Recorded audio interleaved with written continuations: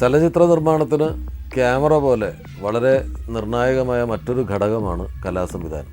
ചിത്രത്തിൻ്റെ നിറനിർണയം നിർവഹിക്കുന്നത് കലാസംവിധായകനാണ്.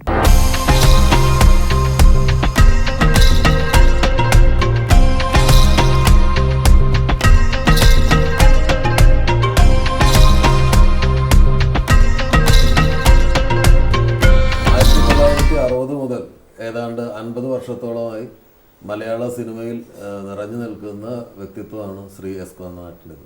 അദ്ദേഹം 500ഓളം സിനിമകൾക്ക് കലാസംവിധാനം നിർവഹിച്ചിട്ടുണ്ട്. ഒരു സിനിമ സംവിധാനം ചെയ്തിട്ടുണ്ട്.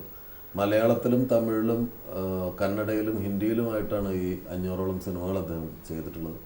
നമുക്ക് പേര് പറഞ്ഞാൽ നിങ്ങൾ തീർച്ചയായും അത്ഭുതപ്പെടുന്ന ഒരുപാട് സിനിമകൾ അദ്ദേഹത്തിൻ്റെ അദ്ദേഹം ചെയ്ത സിനിമകളുടെ ലിസ്റ്റിലുണ്ട്. ചെമ്മീൻ അതിൽ ഒരു സിനിമയാണ്. അദ്ദേഹത്തോട് അദ്ദേഹത്തിൻ്റെ ഓർമ്മകളിലൂടെ നമുക്കും അദ്ദേഹത്തോടൊപ്പം കുറച്ച് നേരം സഞ്ചരിക്കാം. നമസ്കാരം സർ. ആദ്യം 1960-ലാണ് സിനിമയിൽ. അത് കല്യാണപ്പരിശില്ലേ, ആ പടത്തിന് ആണ് ഞാൻ ശരിക്കും വർക്ക് ചെയ്യുന്നത്. ആ ഷൂട്ടിങ് കാണുന്നത് എവിടെയാണ്? ചെന്നൈയിൽ. ശ്രീധരൻ്റെ ആദ്യത്തെ സ്വന്തം പടം. അപ്പോൾ അതിൻ്റെ മുമ്പേ ഒരു ഹിന്ദി പടം ഉണ്ടായിരുന്നു, ശിവാജി ഗണേശൻ്റെ. ആ സമയത്താണ് ഞാൻ എത്തിപ്പെട്ടത് ഇവിടെ. ഞാൻ വിൻസെൻ്റിൻ്റെ ടിക്കറ്റിലാണ് ഞാൻ വന്നത്. കൂട്ടിക്കൊണ്ടുവന്നതാണ്. ഇപ്പം എന്താ, ഞാനൊരു കളർ പടം ചെയ്യാൻ പോകുന്നുണ്ട്. എനിക്ക് നിങ്ങളെ കളേഴ്സൊക്കെ വേണം. സെറ്റിനൊക്കെ നീലയും മഞ്ഞയും ഒന്നും തേക്കുന്ന ഇഷ്ടമല്ല. അപ്പോൾ നിങ്ങൾ പെയിൻറ്റിങ്ങിലുള്ള കളേഴ്സ് വേണം. നിങ്ങൾക്ക് പറ്റിയത് ഇവിടെയാണ്, നല്ല പണിയെടുക്കാൻ പറ്റിയ സ്ഥലവും സിനിമയാണ്. അപ്പോൾ ഞാൻ സ്കൂൾ മാസ്റ്ററായിരുന്നു, ഡ്രോയിങ് മാസ്റ്റർ. കോഴിക്കോട് അല്ല, കോട്ടക്കൽ. എൻ്റെ ശരിക്ക് ഫോട്ടോഗ്രാഫി ഗുരു ഈ വിൻസെൻ്റ് മാസ്റ്റർ അച്ഛൻ. ഫസ്റ്റ് പിക്ചർ മൂപ്പര് ചെയ്തത് നീലക്കുയിലാണ്. നീലക്കുയിൽ നിന്ന് ഞാൻ ഇല്ല. ആദ്യം മുടിയനായ പുത്രൻ, തോപ്പിൽ ബാസിയില്ല. ഹിന്ദി പടത്തിൽ ക്യാമറ അസിസ്റ്റൻ്റായിട്ട് ക്രെയിനിൻ്റെ മേലെയൊക്കെ പോയി ഫോക്കസ് ചെയ്യലൊക്കെ ഞാനാണ്. ദേവാനന്ദും വൈജയന്തിമാരൊക്കെ അഭിനയിക്കുന്ന ഹിന്ദി പിക്ചറാണ്. ഫോക്കസ് പുള്ളറായും അസിസ്റ്റന്റ് ഡയറക്ടറായും കോസ്റ്റ്യൂമറായും സിദ്ധിച്ച പ്രവൃത്തി പരിചയം ചലച്ചിത്ര നിർമ്മാണ രംഗത്തെ വെല്ലുവിളികൾ നേരിടാൻ എസ് കോന്നനാട്ട് സാറിനെ സഹായിച്ചു. ഇന്നിപ്പോൾ ഒരു വീടിൻ്റെ സെറ്റ് ഇടണമെന്ന് പറഞ്ഞാൽ മിക്കവാറും ഒരു വീടിൻ്റെ പകുതിയൊക്കെ ചിലവ് വരുന്നൊരു സെറ്റ് ഇടും. അന്നത്തെ കാലം അതല്ല. അപ്പോൾ ഏറ്റവും സജസ്റ്റീവായിട്ട് കാര്യങ്ങൾ ചെയ്യുക, അതേ സമയത്ത് വേണ്ട ഇഫക്റ്റ് വേണം താനും. അങ്ങനത്തെ ഒരു ആർട്ട് ഡയറക്ടറായിരുന്നു സ്വാമിയേട്ടൻ.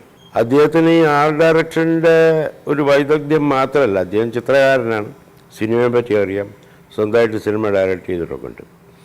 അതിനേക്കാളൊക്കെ ഉപരിയായിട്ട് എനിക്ക് തോന്നിയത്, വളരെ കാലത്തെ പരിചയത്തിനിടയിൽ തോന്നിയത്, അദ്ദേഹത്തിനൊരു നാട്ടറിവുണ്ട്, പല നാട്ടറിവുകളുമുണ്ട്. അപ്പോൾ ഈ കലാവിദ്യയുടെ പുറമെ ഈ നാട്ടറിവുകളും കൂടി ചേർത്ത് വെച്ചിട്ടാണ് അദ്ദേഹം ചെയ്തിരുന്നത്. ഒരു സെറ്റ് ഇടുക എന്ന് പറയുന്നുണ്ടെങ്കിൽ, ഒരു വീടുണ്ടാക്കുക, അല്ലെങ്കിൽ ഒരു കോവിലകം, അല്ലെങ്കിൽ ഒരു അന്തരീക്ഷം സൃഷ്ടിക്കുക എന്ന് പറയുന്നത്, എങ്ങനെ ഒരു സംവിധായകൻ അവിടെ ഏതെല്ലാം ആംഗിളിലൂടെ വർക്ക് ചെയ്യാം, അത് സ്വാമിയേട്ടൻ തന്നെ പറഞ്ഞു തരും. ഇന്ന വിധത്തിൽ നിങ്ങൾക്ക് വർക്ക് ചെയ്യാം. ഈ ധാരണ ഉള്ള അപൂർവം വ്യക്തികളൊരാളാണ് സ്വാമിയേട്ടൻ.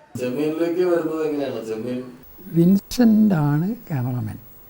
ഞാനും രാമകരിയാട്ടും എസ് എൽ പുരത്താണ് എഴുതാൻ സ്ക്രിപ്റ്റ് ചെയ്താണ് കാര്യമായിട്ടും കൂടെ ഒരു ടൂറാണ്.